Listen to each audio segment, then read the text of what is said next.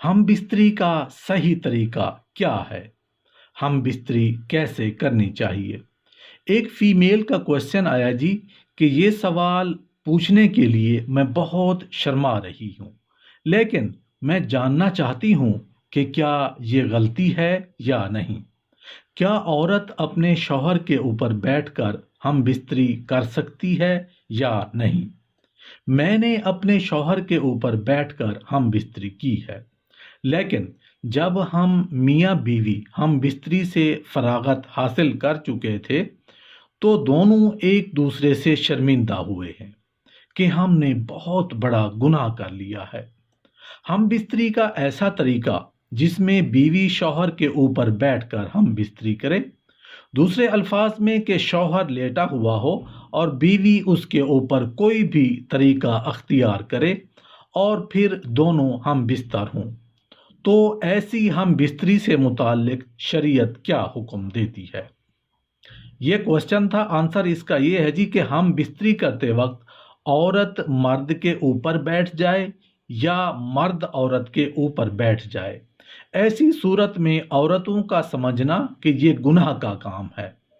दरअसल जिस तर्ज ज़िंदगी या हमारा समाज या सकाफत जो हमारे अतराफ में है, हम देखते हैं और अपने आबाओ अजदाद से या बूढ़ी औरतों से सुनते हैं, वही एक जहन में बिठा लेते हैं। बस ऐसे ही होना चाहिए। बीवी शौहर के ऊपर बैठकर हम बिस्तरी करें या शौहर बीवी के ऊपर बैठकर ये शरई फरीजा सर अंजाम दे, तो ऐसा करना हराम नहीं है, बल्कि मर्द के लिए जायज़ है कि वो जिस सूरत में भी चाहे अपनी बीवी से फ़ायदा हासिल करे। शौहर के लिए अपनी बीवी से हम बिस्तरी और तलज़्ज़ुज़ हर वक्त जायज़ है। शौहर अपनी बीवी से लज्जत हासिल करने के लिए उसके जिस्म से खेलने में वक्त की कोई ममानियत नहीं, सिवाय चंद चीज़ों के, सिवाय उन सूरतों के जिनसे शरीयत ने मना किया है।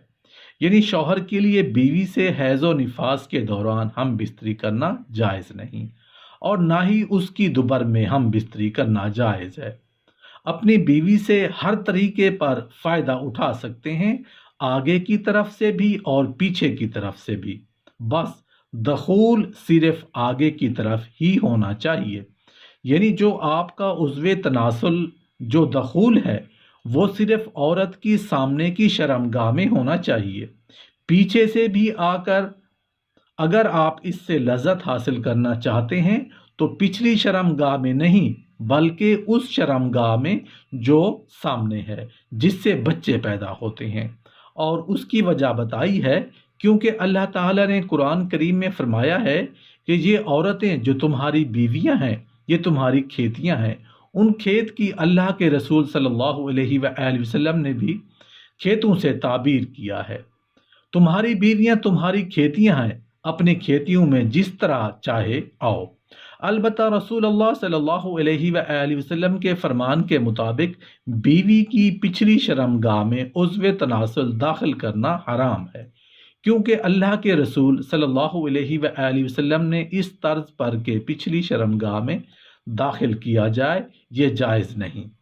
तो अगर बीवी शौहर के ऊपर आती है या शौहर बीवी के ऊपर आता है, या औरत के पीछे से जो सामने वाली शर्मगाह है उसमें उज़्वे तनासुल दाखिल किया जाता है, तो ये तमाम तरीके जायज़ हैं और अल्लाह ताला ने उन्हें उसमें कोई ममानियत की दलील नहीं है।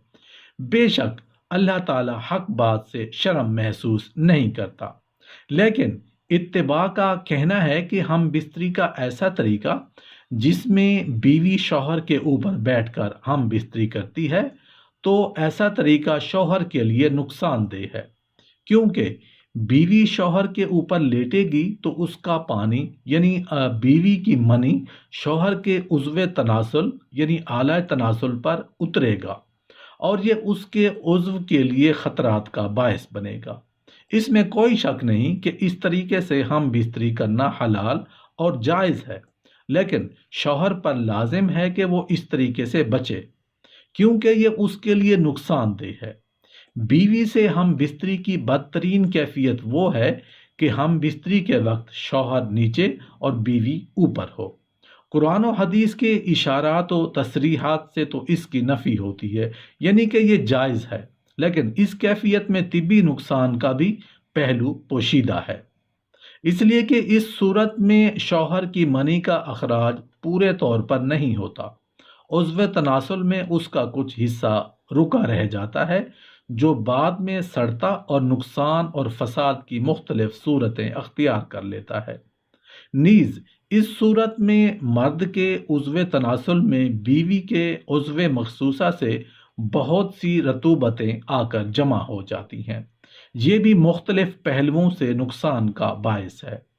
اس کا مستقل نقصان اپنی جگہ ہے کہ ہم بستری کی اس حیت میں اس تکرار حمل اور بچے کی پیدائش کا امکان بہت کم رہتا ہے۔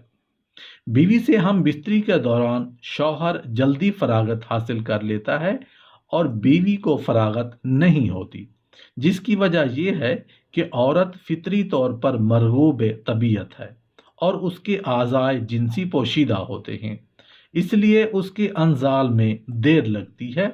مرد گرم طبیعت اور اس کے اعضائے جنسی ظاہر اور باہر ہوتے ہیں، اس لیے وہ جلدی فراغت حاصل کر لیتا ہے۔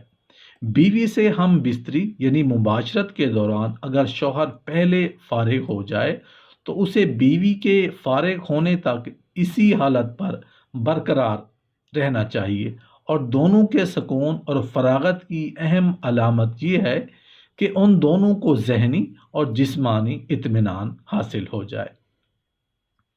اگر بیوی کو سیرابی نہیں ہوئی اور اس حال میں مرد الگ ہو گیا تو بیوی کے دل میں تسکین نہ ہونے کی وجہ سے بجائے محبت کے نفرت پیدا ہوگی، اور اگر یہ ہر مرتبہ یہی ہوا تو خطرہ ہے کہ وہ اپنی خواہش کی تکمیل کے لیے کوئی اور راستہ